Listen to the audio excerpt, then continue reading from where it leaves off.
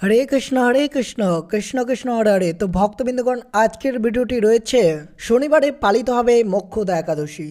মোক্ষদা একাদশীর সময় যদি আপনি সঠিকভাবে পুজো এবং সঠিকভাবে এই কয়েকটি ক্রিয়াকলাপ করতে পারেন, তাহলে আপনাকে শ্রীকৃষ্ণ এবং শ্রী বিষ্ণুর আশীর্বাদ অবশ্যই পাবেন। এবং যদি আপনি মোক্ষদা একাদশীর উপবাস বা ব্রতটি পালন করে থাকেন, তাহলে অবশ্যই ভিডিওটি মনোযোগভাবে এবং ভক্তি সহকারে অবশ্যই দেখবেন। কিভাবে পুজো করবেন, কিভাবে সংকল্প করবেন, কিভাবে পালনের সময়টি জানবেন, অবশ্যই এইগুলো সব বিস্তারিতভাবে আলোচনা করা হবে। তাই অবশ্যই ভিডিওটি শুরু থেকে শেষ পর্যন্ত ভক্তি সহকারে দেখবেন। চ্যানেলে নতুন হয়ে থাকলে দয়া করে চ্যানেলটিকে সাবস্ক্রাইব করে দিবেন, লাইক করবেন, কমেন্টে ভক্তি ভালোবাসা শ্রদ্ধা দিয়ে জয় শ্রীকৃষ্ণ বা জয় বিষ্ণুর জয় লিখে দিতে ভুলবেন না। তো দেখা যাক আজকের ভিডিওটি। এই বছর মোক্ষদা একাদশী পালিত হবে 23শে ডিসেম্বর 2023 শনিবার। পালনের সময় রয়েছে 24শে ডিসেম্বর 2023 রবিবার 6টা 44 থেকে 8টা 56 মধ্যে। আপনাদেরকে সকলকে ভক্তি ভালোবাসার শ্রদ্ধা দিয়ে পালনের মন্ত্র জপ করে পালন করতে হবে। অবশ্যই যদি আপনি এই মোক্ষদা একাদশী ব্রতটি পালন করেন, তাহলে অনেক অনেক ব্রতের ফল পাওয়া যায়। শত শত পাপ থেকে আপনি সহজে মুক্ত পেতে পারেন।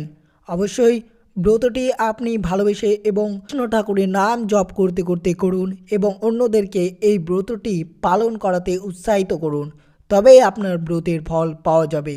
তো দেখা যাক ব্রতটি কিভাবে করবেন এবং ব্রতের সময় কোন কাজটি করলে আপনার সৌভাগ্যের চরম উন্নতি হতে পারে।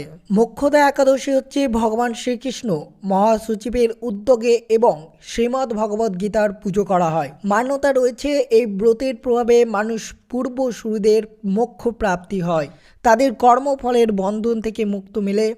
এই ব্রত করলে মানুষের পাপ নাশ হয়। এবার মোক্ষদা একাদশী পালিত হবে 23শে ডিসেম্বর 2023 শনিবার। মোক্ষদা একাদশীর পুজোবিধি কিভাবে করবেন? মোক্ষদা একাদশীর ব্রতটি যদি আপনি উপবাস করে থাকেন বা ব্রতটি পালন করেন, তাহলে মোক্ষদা একাদশীর ব্রত থেকে একদিন আগে পূর্বে দশমী তিথিতে দুপুরের একবার ভোজন করবেন। মনে রাখবেন, রাতে ভোজন করতে পারবেন না। একাদশীর দিন সকালে উঠে স্নান করুন এবং দ্রুত সংকল্প করুন। ব্রতের সংকল্প নেওয়ার পর ধূপ দীপ এবং নৈবেদ্য অর্পণ করে ভগবান শ্রীকৃষ্ণের পুজো করবেন। রাতে পুজো এবং জাগরণ করতে হবে। একাদশীর পরের দিন দ্বাদশীতে পুজোর পরে কোনো ব্যক্তিকে খাওয়াতে হবে এবং যদি আপনি পারেন তো অবশ্যই একাদশীর দিন, এই মোক্ষদা একাদশীর দিন অবশ্যই দান করবেন বা গীতা দানের মাহাত্ম্য এই মোক্ষদা একাদশী পালন করা হয়। মোক্ষদা একাদশীর কথা। এক সময় গোকুল নগরে বৈশ্বনর নামে রাজা রাজত্ব করত।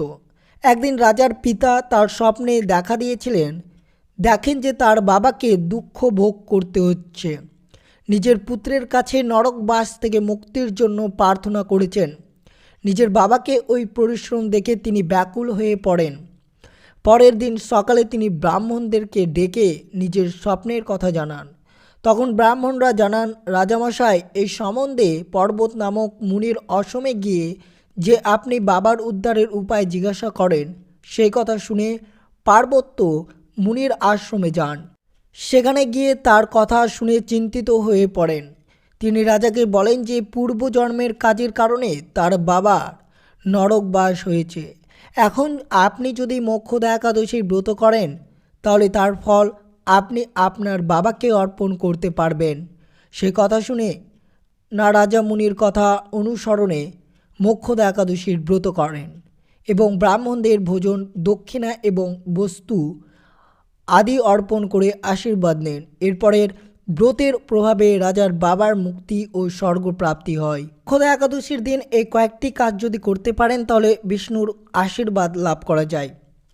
মোক্ষদা একাদশীতে বিষ্ণুর আশীর্বাদ লাভ করা যায়। পাশাপাশি এই একাদশী পালন করলে পূর্বপুরুষদের মোক্ষ লাভের পথ প্রস্তুত হয়। একাদশীতে কী কী উপায়ে পুজো করবেন জেনে নেওয়া যাক। অবশ্যই জানবেন এবং অবশ্যই মনে মনে হরে কৃষ্ণ কৃষ্ণ কৃষ্ণ হরে হরে এই মন্ত্রটি জপ করতে করতে অবশ্যই ভিডিওটি দেখবেন। মোক্ষদা একাদশীর দিন যদি আপনি ব্রতটি উপবাস করে থাকেন, তাহলে তুলসী পুজো অবশ্যই করবেন। মোক্ষদা একাদশীর দিন সন্ধ্যেবেলা তুলসী গাছের সামনে গিয়ে প্রদীপ প্রজ্বলিত করুন। এরপর তুলসীর 11 বার পরিক্রমা করুন এই সময় ওম বাসুদেবায় নমঃ মন্ত্রটি জপ করতে ভুলবেন না। একাদশীর দিন তুলসীর গাছে জল নিবেদন করবেন না। তুলসী নির্জলা উপবাস করেন, তাই একাদশীতে তুলসী গাছ জল অর্পণ করবেন না। একাদশীর তিথিতে তুলসী গাছ লাগানো শুভ বলে মনে করা হয়। মোক্ষদা একাদশীর তিথিতে বিষ্ণুর সহস্র নাম পাঠ করা শুভ। এই দিনে পাঠ করলে ব্যক্তির সমস্ত সমস্যা থেকে মুক্তি লাভ হয়। গাঁদা ফুল নিবেদন করবেন এই মোক্ষদা একাদশীর উপবাসে। মোক্ষদা একাদশীতে বিষ্ণুর পুজো করার সময় হলুদ রঙের গাঁদা ফুল নিবেদন করবেন। গাঁদা ফুল না থাকলেও অন্য কোনো ফুল হলুদ রঙের অর্পণ করুন। এর ফলে নারায়ণের আশীর্বাদ সহজেই লাভ করতে পারবেন। অসুস্থ গাছের জল নিবেদন করুন। প্রচলিত বিশ্বাস অনুযায়ী অসুস্থ গাছ বিষ্ণুর পাশাপাশি লক্ষ্মীরও বাস করেন। অতএব এই মোক্ষদা একাদশীর দিন যদি আপনি অসুস্থ গাছের জল অর্পণ করুন, এর ফলে শ্রীহরি অনেক প্রসন্ন হয়ে যাবে আপনার ওপর। পানের উপায়। ধন লাভের জন্য মোক্ষদা একাদশীতে পানের একটি উপায় করতে পারেন। একটি পরিষ্কার পান পাতায় জাফরান দিয়ে শ্রী লিখুন। তারপর পান পাতাটিকে বিষ্ণুর চরণে নিবেদন করুন। পরের দিন ওই পান পাতাটিকে তুলে লকার বা আলমারিতে রেখে দিন। এর ফলে অনটনের মুখে পড়বেন না আপনি। অবশ্যই এইসব ক্রিয়াকলাপগুলো করবেন মোক্ষদা একাদশীর দিন। যদি আপনি মোক্ষদা একাদশীর ব্রতটি সৎ এবং নিষ্ঠা মনে যদি করেন, তাহলে অবশ্যই সুফল ফলাফল পাবেন এবং বিষ্ণুর আশীর্বাদ খুব সহজেই আপনি লাভ করতে পারবেন। এই মোক্ষদা একাদশীতে পঞ্চমৃত দিয়ে শ্রী বিষ্ণুকে অভিষেক করুন। এরপর দুধের তৈরি ক্ষীরের মধ্যে জাফরান ও তুলসী পাতা দিয়ে তাকে নিবেদন করুন। এই কাজ করলে আপনার অর্থগমের পথ সব বাধা কেটে যাবে এবং আপনার উপার্জনের বৃদ্ধি পাবে। নিজের কাজের জন্য অফিসে প্রশংসা পাবেন আপনিও। এই মোক্ষদা একাদশীর দিন অবশ্যই নয়মুখী প্রদীপ জ্বালান। মোক্ষদা একাদশীর শ্রী বিষ্ণুর পায়ের কাছে নয়মুখী ঘিয়ের প্রদীপ জ্বালানো অত্যন্ত শুভ। এই কাজ করলে আপনি কেরিয়ার পথে সব বাধা দূর হয়ে যাবে। মা লক্ষ্মীর আশীর্বাদে আপনি সব কাজেই সাফল্য লাভ করবেন। তুলোর সলতের বদলে মুড়ির সুতো দিয়ে প্রদীপ জ্বালালে আরও ভালো ফল পাওয়া যায়। দক্ষিণাবর্তী শঙ্খ। এই মোক্ষদা একাদশীতে একটি দক্ষিণাবর্তী শঙ্খ নিয়ে এসে বাড়িতে পুজোর স্থানে প্রতিষ্ঠাতা করুন। এর ফলে মা লক্ষ্মী আপনার ঘরে অবস্থান করবেন এবং গোটা পরিবারের ওপর তার আশীর্বাদ বর্ষিত হবে। তামার পাত্রের ওপর এই দক্ষিণাবর্ত শঙ্খ প্রতিষ্ঠাতা করুন। দুধ ও জল দিয়ে ধুয়ে এই শঙ্খ ঠাকুরের আসনের উত্তরের দিকে রাখুন। এর ফলে মা লক্ষ্মীর আপনার বাড়িতে প্রতি আকৃষ্ট হবেন। এই মোক্ষদা একাদশীর দিন দরিদ্রদের দান করলে বিশেষ শুভ ফল পাওয়া যায়। এই দিনে অভাবী মানুষদের পোশাক, কম্বল, ফল, গুড় ও বাদাম দান করুন। এর ফলে আপনার পুণ্য ফল হবে এবং শ্রীহরির আশীর্বাদ খুব সহজেই পাওয়া যাবে। তো অবশ্যই এই ক্রিয়াকলাপটি মোক্ষদা একাদশীর শনিবারে অবশ্যই করতে ভুলবেন না।